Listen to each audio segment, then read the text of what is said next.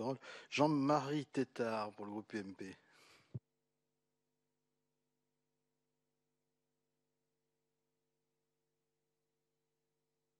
Votre micro, s'il vous plaît. Dire que votre ligne de programme, que je résume comme cela, c'est-à-dire l'innovation pour être plus compétitif et pour rester leader, nous va très bien, et que l'on voit comment vous pourrez la décliner.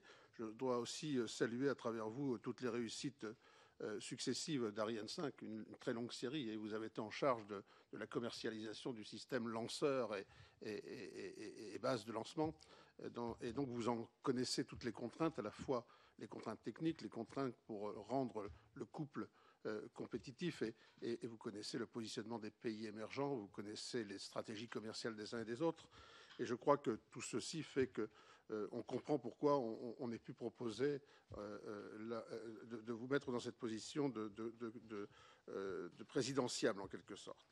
Je voudrais vous dire que effectivement nous avons été très satisfaits de voir la réussite de l'interministériel de Naples. Ce n'était pas évident, il y avait quand même de grandes tensions au sein de l'Hexagone, et il y avait aussi de grandes tensions au sein de l'Europe.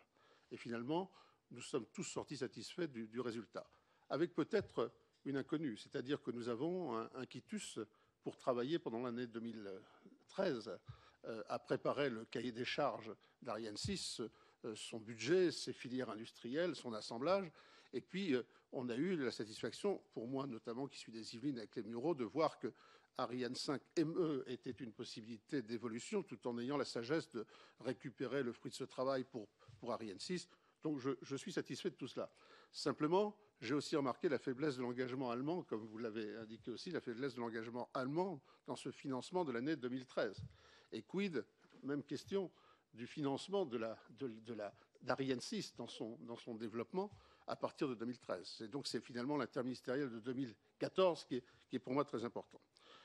Et à travers cela, effectivement, on sent bien que l'Allemagne est plutôt prête à dire « moi je fabrique des objets que j'envoie, que je veux mettre en orbite, mais je suis prêt à prendre le lanceur le moins 10 ans, ou le mieux 10 ans à un moment donné ».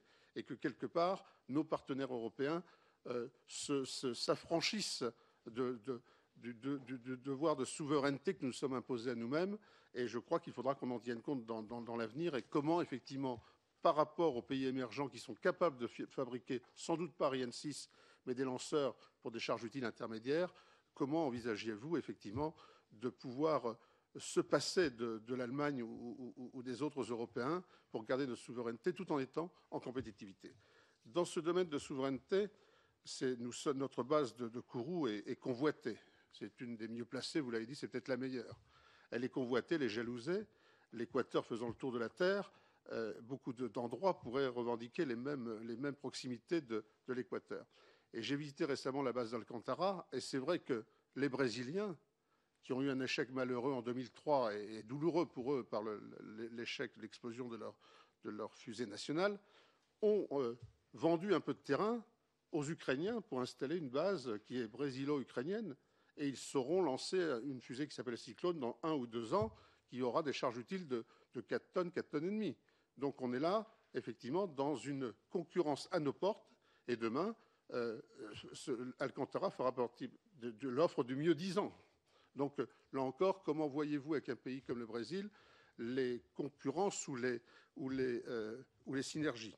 Et puis enfin, on sait que lancer des choses dans l'espace, ce n'est intéressant que pour les données que l'on observe, et la capacité à traiter et valoriser toutes ces données. Et là, j'observe aussi qu'un pays comme le Brésil lance des satellites avec Israël, lance des satellites avec la Chine pour l'observation de la déforestation, etc.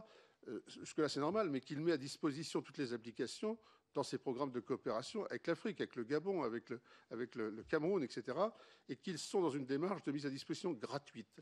Et de la même manière que l'Allemagne se désintéresse des lanceurs pour plutôt continuer à s'intéresser aux stations orbitales, etc., on sent que les Anglais ont fait un effort particulier à Naples en augmentant de 25% leur contribution au programme commun, mais pas en l'affectant aux lanceurs, en l'affectant finalement au traitement de la donnée, à sa valorisation, et en même temps, comme d'habitude, en obtenant une contrepartie qui est, je crois, le siège de l'agence télécom de l'Agence spatiale européenne dans leur pays. Donc on sent que nous pouvons offrir à tout le monde le lanceur, nous la station, mais attention à ne pas nous retrouver le vecteur pour d'autres de la valorisation économique de la donnée. Merci. Non, mais éventuellement, comme vous êtes nombreux du côté de l'UMP, vous pourrez reposer une question si vous voulez, Monsieur Tétard, tout à l'heure.